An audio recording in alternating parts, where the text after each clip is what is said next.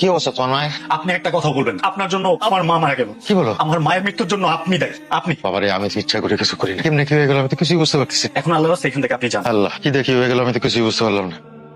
বের হও আমার বাড়ি থেকে। আমি তোমার মতো মেয়ের সাথে সংসার করতে চাই না। তোমার বাবার জন্য আমার মা মারা গেছে। বেরো। আল্লাহর দোহাই লাগে তুমি এগুলো বইলো না। সবচেয়ে বড় দোষ কি জানো? তোমার বিয়ে করা। না, এভাবে বসো না প্লিজ, সংসারটা করতে চাই please। আমি তো চাই না।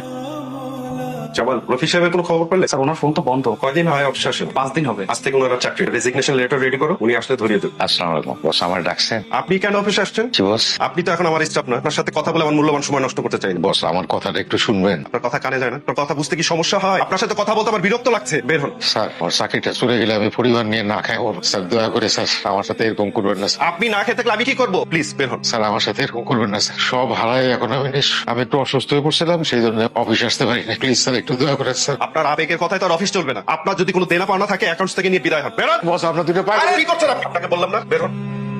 এই খারান খারান খারান, আপনার তো বাড়িওয়ালা বাড়িতে ঢুকতে না করছে। কেন, কি সমস্যা? আপনার নামে নাকি মামলা হয়েছে, আপনি চলে যান, কেউ দেখলে আমার চাকরি চলে যাবে। কি বলো তুমি? আমার এমা, হ্যালো বাবা, আরে ওই তোর বাসা আসতেছি, আজকে রাতটা তোর এখানে থাকবো। তুমি তো আসতে যাচ্ছ বাবা, কিন্তু আমি তো বাসায় নাই। তুমি এখানে কেন আসছো? আর আমার বাসার ঠিকানা পাইছো কই? তোর বন্ধু হৃদয়ের কাছ থেকে নিছি। কেমন আছিস বাবা? এতদিন পর আমার বাসা এসে জানতে চাও আমি কেমন আছি। খুব বিপদে পড়ে আসছি রে বাপ, সারাদিন কিছুই খাই নাই, শরীরটাও ভালো না। আজকের রাতটা তোর এখানে থাকি। না, আমার এখানে তুমি থাকতে পারো। যাও এখান থেকে, যাও যাও বেরো। কি বলিস? তুমি বের হও আমার বাসা থেকে। কিনা বাবার নামে একটা কলম। কি বলিস রে বাবা? আমি তোর জন্মদাতা, তোর ভালোর জন্য, তোর একটু সুখের জন্য আমার জীবনের কত স্বাদ আল্লাহ আমি বিসর্জন দিচ্ছি। কি করছো বাবা? তুমি কি করছোটা কি আমাদের জন্য? যখন যেটা চাইছি সেটা পাই। সবসময় অভাব নামে একটা নাটক বানায় রাখছো। তুমি এটা অযোগ্য বাবা। তোমার কোনো জায়গা আমার বাড়িতে হবে না। যাও এখান থেকে। ঠিক আছে যাই। আপনি নাচতে না খুশি? বাবা রে, আমি তো একজন বয়স্ক মানুষ, তোমার বাবার বয়স। এই রাত করে আমি কোথায় যাবো কও? আপনি কই যাবেন সেটা তো আমি জানি না। এই রাত বিরাতে আমি কোথায় যাবো কও? আচ্ছা ঠিক আছে, বাড়িওয়ালা যদি কিছু কয় আমি কিন্তু সেটা জানি না। কোন মুখ নিয়ে তুমি আমাদের সামনে দাঁড়ায় আছো? কি বলো তুমি এইসব আবল তাবল? তোমার কারণে আমার শাশুড়ি মারা গেছে, তোমার আমাকে বাসা থেকে বের করে দিয়েছে, তুমি আর কি চাও বলো? মারে,